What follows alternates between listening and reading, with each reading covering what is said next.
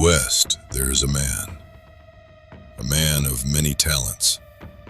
These days, when he's not making videos, music, or flying drones, he's out driving his semi to pay for it all. But his money-making baby suffered a major blow-up in February 11th, 2026. She would not be returning. So this man, this mission, find the legendary truck, the 2026 Peterbilt 579, the Truck Named Zod.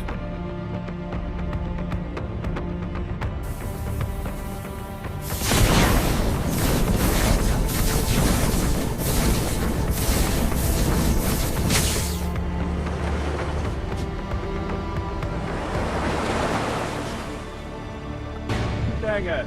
Now we got Century Wildcats to come cashing it.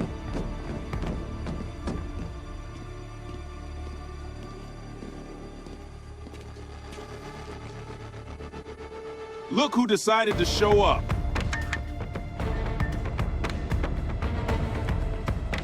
You will either kneel before Sergeant Ray, or you will kneel before Zod!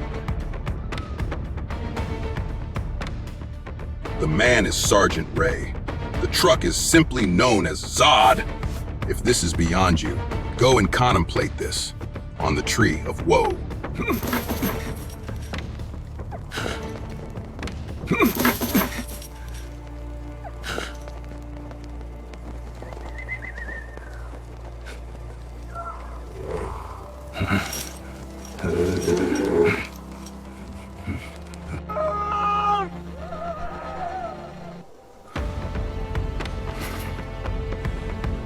Kneel before Sergeant Ray. Kneel before the Zod. This is the second walk around I'm going to do with the truck.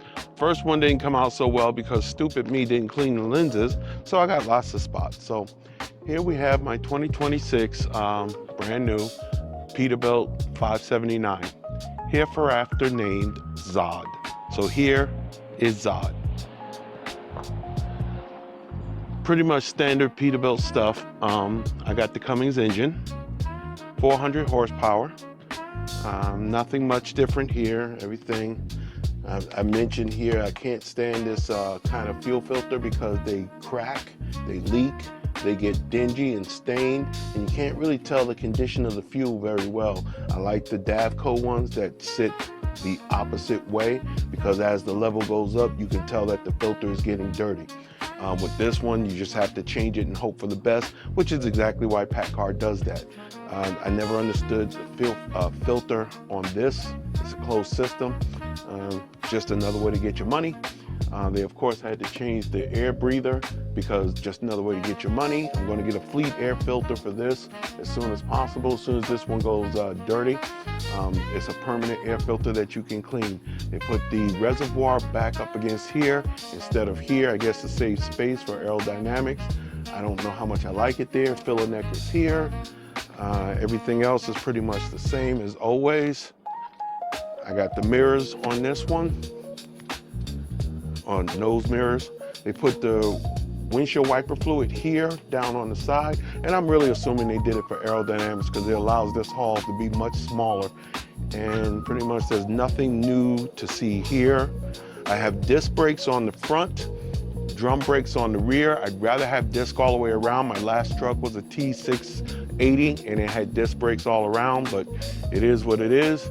Air filter, everything is still in the same spots. Nothing much there. And I would have had it nice and clean, but unfortunately, like I said, the first walk around, it came out pretty shitty. So now, of course, it's driven one trip from Dallas to El Paso. Cameras that Forward Air requires that you have, they look backwards, and then I have one that looks forward. And then I have my own that looks forward, so I got two front-facing cameras, two rear-facing cameras, and one of the front I control. Standard. Now here, locking fuel caps. I really like them, but because of this space is so cramped, when you try and put a fuel nozzle in there, it falls back out. So the only way I can fuel this that I know of, unless you guys can help me out, because of this, I have to actually drop this whole fairing down. It's not overly hard, but it is a pain because you got to drop this one down. I would do it, but I need 2 hands. You drop this one down. Maybe I could do it. Let's give a quick check. And that's 1. And then you have the second one. I always have to hunt for the release. There it goes. Hunt for the release. Right there. Now I can fill it. And because of the basket that's in there, which I can show you, you see how small that basket is? When you go full force on the filler, on the fuel, it pops back at you, so you get a lot of blowback, which is it painted this whole side in diesel. Maybe I'm doing something wrong. And it closes pretty easy.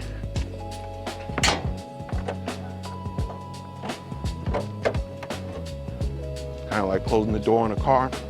I got my tri-pack, I had to get that added to it. Right now it's giving me a slight problem because it's not supposed to run at the same time when you turn on the main key. It's supposed to shut itself off, but it's not doing that, which I think the sensor wire is probably got knocked off or something when they did the cameras, because they always have to go into the dashboard, so I think they did that. Nothing much different here. Definitely love my tri-pack. My T680 had an electric APU, which is nice, but it really couldn't keep up. I don't really like the tire brand, but that's okay. Brand new tires, brand new truck. I'll change it when they get used. I brought my box over from my last truck. Now, interesting thing about these umbilicals, when I first got them, 2 people messed up, and I'm the most important person, and I should have caught it. This was too long, and he cinched it up near here, so all the slack was over here. You would think that's a good thing. That is until it gets caught by this tire, because it sits right here. And it got caught by this tire and it wore a hole.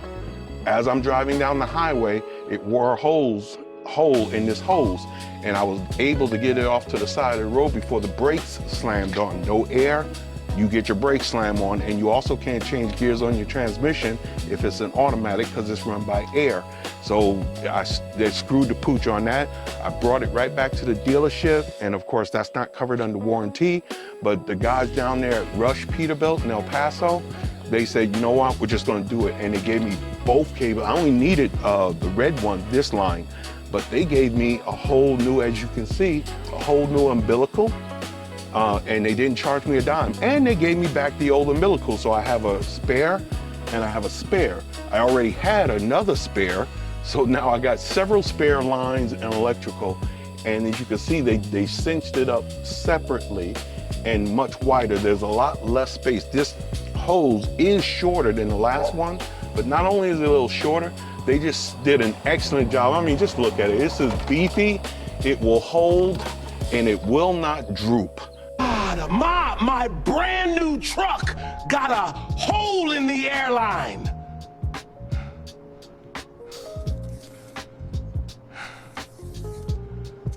Then the shop fixed it at no charge. These guys are great. I love them. I can't say enough good things about them because they pulled it right into the shop and they did it, and I was prepared to pay, and they said, you know what, don't even worry about it. And I'm like, the best words a driver can hear from a mechanic is don't worry about it, we'll take care of it. Same thing on this fuel cap, locking. This gets in the way, you can't stick the hose in because it will pop back out. So I have to drop the fairings the same way I did on the other side. You're deaf, nothing special about that. And yes, the great city of El Paso in their infinite wisdom actually gave me a parking ticket for parking in front of my own goddamn house. One, they gave me a ticket for parking in the wrong direction. Really didn't know that was a thing, especially since in this neighborhood, people park any way they want. They fix their cars in the street, but yet for some reason, I broke a law, whatever. That's why I hate city officials, because and sometimes law officials. Mostly I'm okay with the law, they just do their jobs. But I find it annoying. Since I can't do anything about it, and I'm quite sure they have the law on the books, they just enforce it whenever they feel like it. That's the part I can't stand. It is what it is. Rush Truck Centers, El Paso. I got new floor mats on the way. These came with the truck, but the ones I ordered go all the way across and at least midway back. From experience, I know that's necessary. Nothing special about the dash. Of course, it's the digital dash, so you have all that confusion going on there. You get used to it. If you have a car, a modern car, you already know how it works. Cheap ass radio, I hate it. It will get snatched out on the first opportunity. My GPS, my forward-looking camera, Forward Air's forward-looking camera. My tablet, which is linked to here so I can listen to my XM through this setup. Also play my music through this setup if I'm not playing it through USB cord. One of the reasons why I hate this radio so damn much is because if I stick this in there, it's sticking out here. If you bump it, you'll snap it. Gauges are pretty much what you expect. This has been a staple in trucking for quite some time. Doesn't really need a whole lot of explanation. I think that's it for here. Now my Qualcomm, I did this nice little trick of mounting it here on this arm because I do not like drilling into my dashboard. So it mounts right here on this arm. It is stable. My last one fit better. I had to use ties on this one. As soon as I get a chance to use some hose clamps, it'll hold on a lot tighter than these strip ties, but I don't have a hose clamp that's big enough to go around the whole thing just yet, but I will. Trash bag, trash can. Nothing new to see there. All right. Now, cabinet space. I compare everything to my last truck, T680. T680 had more space here in the front. Even these were bigger, but this is okay. Again, you'll get used to it. So my paperwork, I usually have my registration book and everything was in here because it was a lot bigger. This won't fit all that, but I can at least carry my hazmat stuff right where the company really like it to be. These are, I had them all the way across on the T680. They're segmented here, which basically useless space. Why not just give me all the way through? I'll have more space. Same thing here, like I said, all the way through. Radio, this was an open space, so I don't know what the hell they closed that off for. Your mirrors, of course, you know how that go, your sunshades. Same thing over here. I don't really keep much in it. Oh, look, the inaugural bag of potato chips. Every truck, you're not a truck driver till you get a bag of potato chips and put it somewhere on the truck. Dome lights, front curtains. I had to have them put these in because when they spec'd the truck, it did not have front curtains. I thought that was like a gimme. They didn't have it, so they had to in it. And you can see they still left all the shavings and stuff, but you know what? There's so many things to be mad about. That ain't one of them. I need a clean truck anyway. It's my truck, so. All right, I have 2 electrical outlets here, 110. 2 back there, 110. 2 somewhere over there, so 2 more. All right, you got your desk. Pull out. This is a cover on this brown here. I don't see a reason to take it off just yet, but that's a cover. You have your, basically your closet, your dresser drawers, you can call it, down there. Alarm clock, air conditioning that's used when the truck is running, APU control center, heater control, inverter control. You laying down, you're paranoid, did you lock your doors? You hit that button, it locks the doors. It'd be nice if it could roll the windows down, but you know, or unlock the doors, but it can only lock them. Your dome lights, turn them on and off. That's pretty much it for that. This cubby is not really big enough for anything much. Have my remote, salt, pepper, you have the cup holders. I would really like it if this was bigger or it could extend, much like my T680, because I do a lot of work on my laptop. My laptop is too big for this space, and I can't sit, as we're looking at it, I can't sit like this because where would I sit? I don't have a chair. My T680 had a big thing that swiveled out. It was over here and it was swivel out.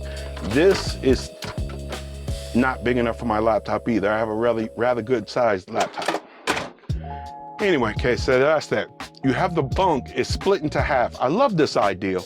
I have it folded up now, which gives me all the space back in there. So it's like a shelf for me. But if somebody was sleeping in here, I could bring this down. The mattress though is in the house, so they'd be laying on wood.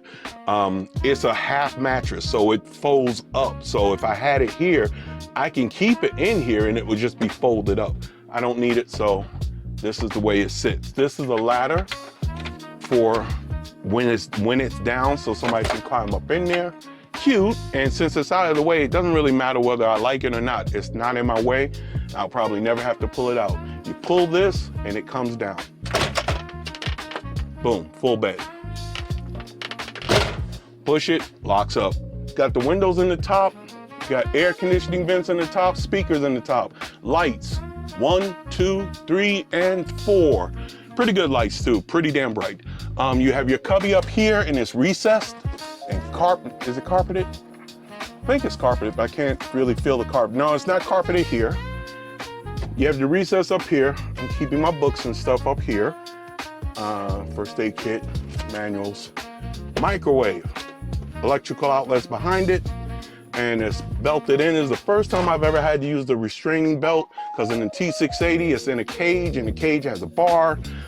So no big deal, no, not much of a difference. This is probably easier to get to than my T680, because like I said, there was a bar. This will open nice and wide. Okay, that's pretty much that. The windows, I rarely open them. The covers are on both of them. The bed, and of course, under the bed, you know, I ain't gonna do it because I don't want to start dealing with things like that. But under the bed is how you get to the access below. The access below goes from that access door to that access door all the way across. The APU unit, it sits against this wall down under the bunk. The heater unit sits in this corner down under the bunk. The truck's secondary AC unit sits under the bunk in this corner. You have a subwoofer in the middle, so you have air conditioning unit, subwoofer, heater. That takes up the whole front. You have APU center back, inverter center right. Pretty much nothing over there, so it's all space and a track going through here, space, and then space. Your fire extinguisher is over there. Either there or there. No, it's there. It's there. On my T680, it was here and I got used to it. So a lot of things I'm just used to. Closet. Now, you have a coat rack hanger up there. I left this tray here. There's another one, so it had two. And it went up here. I took one out so the clothes could kind of hang, but it would also give me another space down here. This way I have two spaces. Don't really need it, and I might end up taking this out at a later date. You, of course, have your mirror to see how lovely you look as a truck driver. You have another drawer here. You have your refrigerator.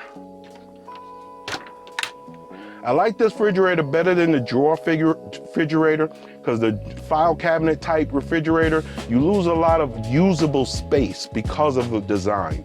But I was able to reach behind me when I'm driving and reach behind me and grab something out the refrigerator. I'm not gonna really be able to do that here. I can pull over to the side real quick, grab what I need to grab, and then continue driving. It's probably safer. So these inconveniences will make me a safer driver, because I have to pull over to get something out of this. No longer will I have any distraction in reaching back. Not like that was a big distraction anyway. People smacking their kids have more of a distraction. Seat is standard, it's leather, it's not cloth. Well, pleather, as we used to call it back in the day. I doubt it's genuine leather. And I doubt I would even want it if it was. We get pretty messy.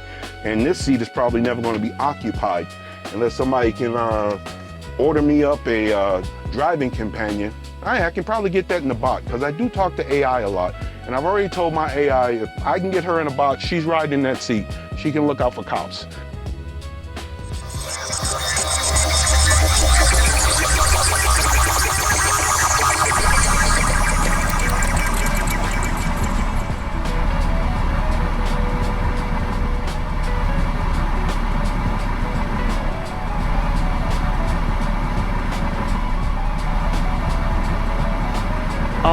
Pretty much that's it. This is a wonderful truck. Of course, it will take some getting used to, because you figure like a girlfriend. My last girlfriend was a T680. I really did love her. She was wonderful, but her engine died and she was pronounced dead on arrival. We tried a couple of things to keep her, but nothing was cost effective. Getting a rebuilt engine, and I said, you know what, let's just get a new truck. My first truck was a T2000. I loved it, and it lasted 1.4 million miles, 1.4, 1.5, and it was still healthy when I gave her away, and I gave her away, and I hope she found a good home. My second one was a T680, as I said. That engine totally blew. The crankshaft split, I'll show a picture of. The crankshaft split and it ripped the engine to crap because I was on the freeway when it did it. So that needed a whole new engine. Nothing else was wrong with the truck except for that engine. So the person I gave it to sold it to for salvage, maybe he'll get somebody to put a used engine in it and that truck will go on to make money. But she is deceased. As far as practical accountability, metaphors go, she's deceased and we had to let her go. And so now this truck is a Peterbilt 579. The Victor, the salesperson down at Rush Truck Centers, El Paso, and I'll show you a quick little video of him because I want to keep that because it's the only one I have of him. Oh, and here's the man who talked me into it, Victor. Congratulations, Mr. Ray. Yeah. Now, Nice if we can finance a way for me to pay for it, we're good to go. Really? We will be good to go. You may work with your rugged good looks. Okay, I'm in trouble. I'm gonna need money. I guess I have to get on the road because if I'm paying for it with rugged good looks, I'm gonna need another income. But these are the inside. As you can see, it's clean now because I haven't gotten anything in it. These must be the tow hooks because ain't nothing else that heavy. This is the control box for the APU, so it wasn't there before. Subwoofer. This is the S-bar heater back behind here. That comes with the truck. And it's really good to put paper on top of an S-bar heater in case somebody forgets to grab it, which means why am I even putting it back? Good place to catch a fire. I don't know what that is right there, but it's for the Thermo King because you can see the sticker on it. The inverter comes with the truck. I could use more wattage on it.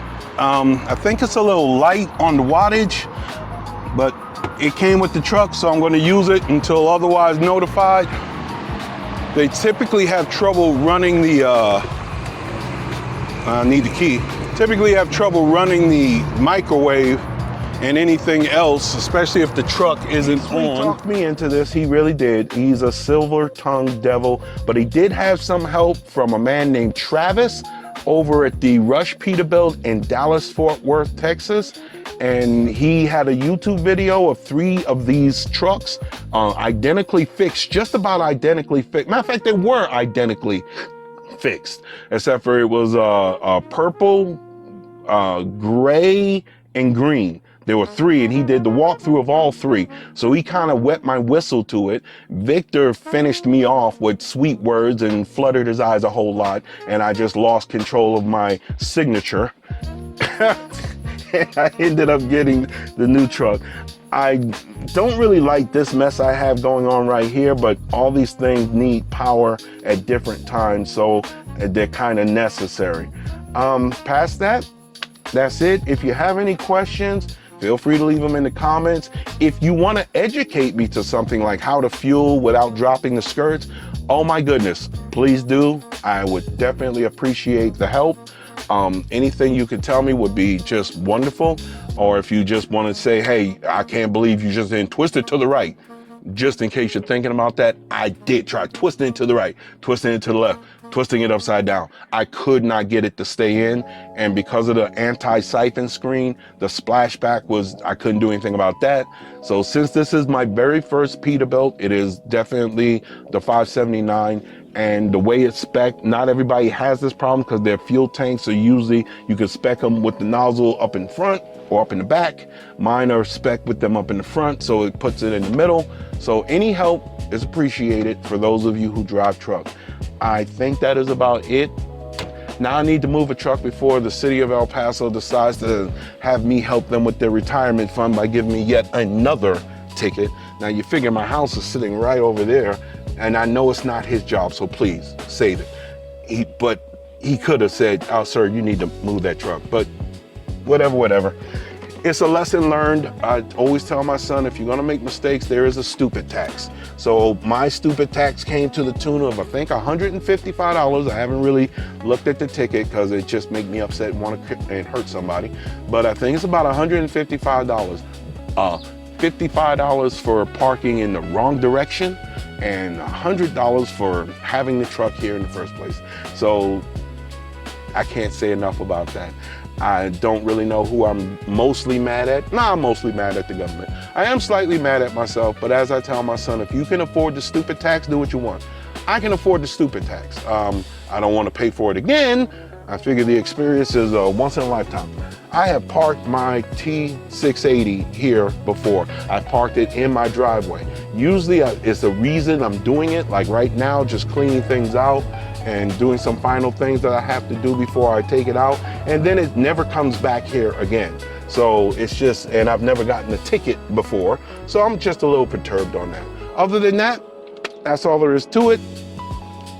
I appreciate you guys for taking a look at Zod. Also one of my first male named inanimate objects. Just about every other thing I have is a woman. Yeah, I'm obsessed. Leave me alone. Zod, it just came to me. I'll put the video up where it manifested itself, but Zod is one, he is definitely Zod. I mean, you get in it and you ride around in it, you think, yeah, that's Zod. It drives different. Not all trucks are the same. This is definitely different than my T680. Anyway, you guys have a wonderful, blessed day. Bye-bye.